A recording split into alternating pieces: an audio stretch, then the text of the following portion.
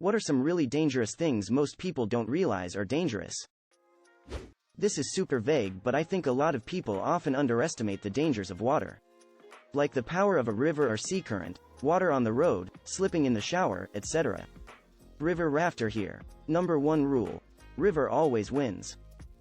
Walking up or down the stairs, the most common accident at home is falling down the stairs. And don't leave shoes or other things on the stairs. Yeah, you know they're there, but does your spouse, or your child? Will they see them when it's dark or they are in a hurry? It amazes me how many people store things on stairs, particularly basement stairs.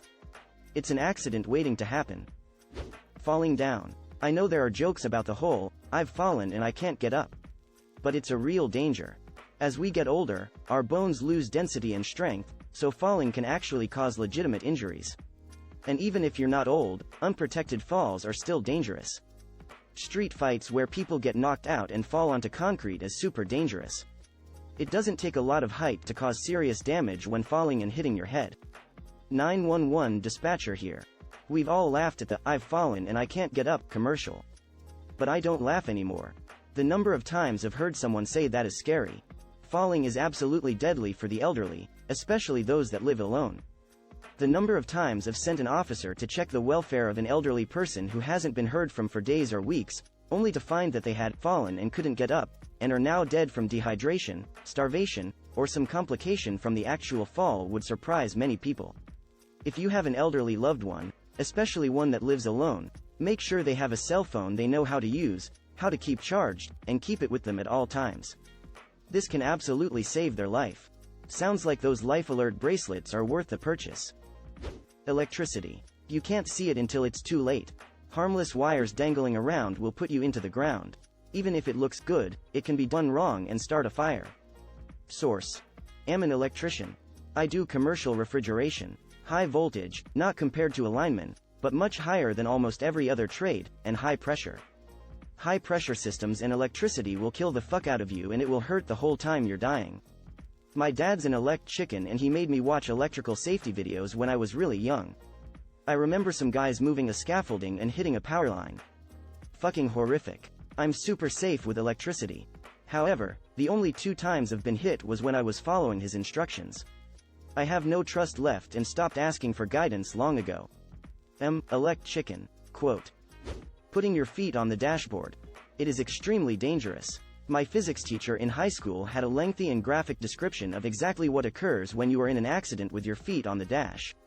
Absolutely horrifying. We had a crash scene investigator visit our class. Don't store anything unsecured in your car, especially sharpened tools. At a full force stop, an unsecured shovel went from the back tailgate, through the back of the cab, through the driver's seat, through the victim, through the dash, and was embedded into the engine block. A few inches of moving water over a roadway. And while a few inches is usually fine, you can't be sure it's actually a few inches. A road can be completely washed out and look like a relatively minor flood. Fun story. When my dad was younger, one of his uncles told him never to drive into water a mule wouldn't cross. A few years later, he was trying to decide whether to cross a flooded road and remembered that conversation.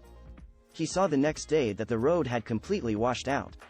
He told his uncle about it, and apparently his uncle was drunk and didn't even remember saying it. Lol.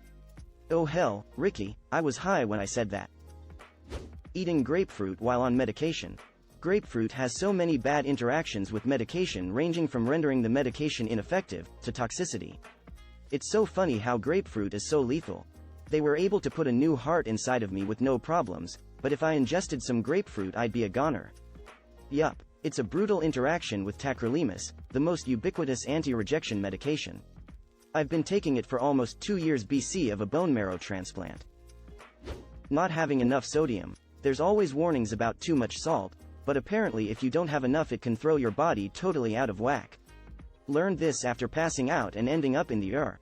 Yep, one of its most important functions, along with potassium, is maintaining electrical potential across nerve cell membranes. Without that your nerves won't work. I ended up in hospital because of what they deemed fatally low potassium levels. That sucked.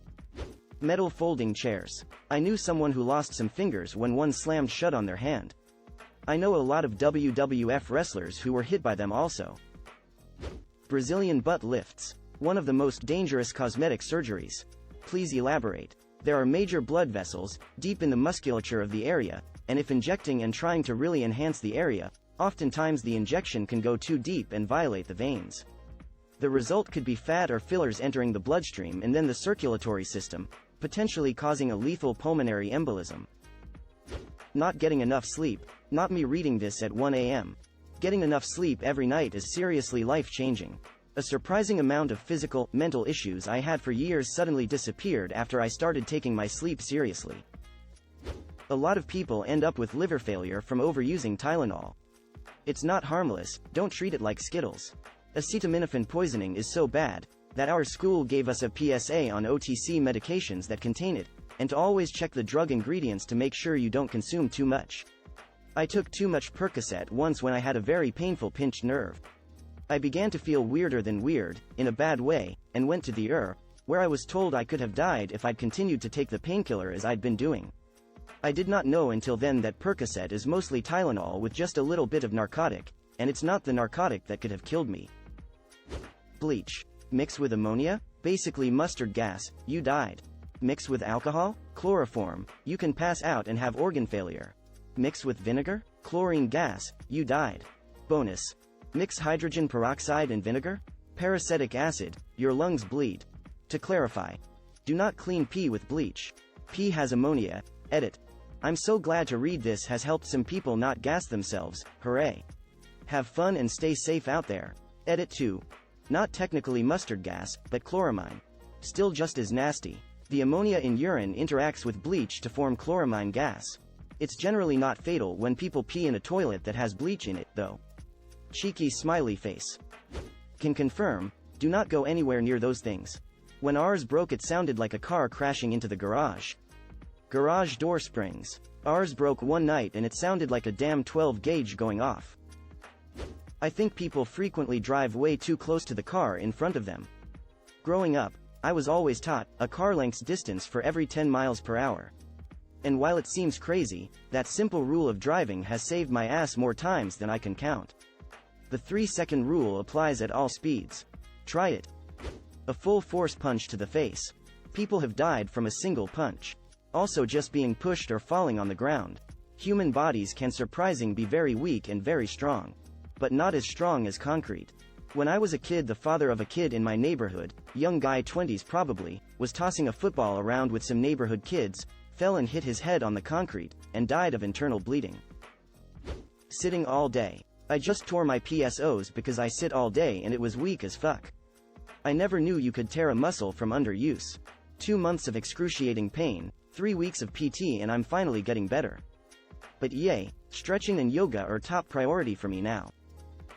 Chiropractors. I was born with quite severe scoliosis. It was cheaper to go to a chiropractor than an actual doctor growing up. This has resulted in significant damage to my back. When I finally got in to see a spinal specialist, he mentioned that upwards of 45% of his long-term patients were there because of chiropractors. He told me after reviewing years of my x-rays that the adjustments I was receiving actually made my spine worse than if I were to have not done anything. It is also pretty common for chiropractors to break bones. There were a few people that went to my doctor that were paralyzed by a chiropractor. When I was 16, a chiropractor did an adjustment that caused one of the discs in my spine to rupture. I also had my hip dislocated at one point. So yeah, chiropractors are not real doctors, and can cause a lot of harm. Lady I work with had a baby what always had their head cooked to the side. The old doc at the time said he just had a tight neck muscle and to send him to a chiro for babies. She took the baby to a chiro who did an adjustment. No x-rays, no nothing were done. The baby actually had a herniated disc and when the adjustment was performed, it snapped back in place and severed the spinal cord. The baby died on the table the chiro did the adjustment on. Doc got off on a technicality that he recommended a chiro. It's not his responsibility to check for a super rare condition. The chiro got off on similar technicality in that the mom didn't ask for x-rays and it wasn't standard for babies.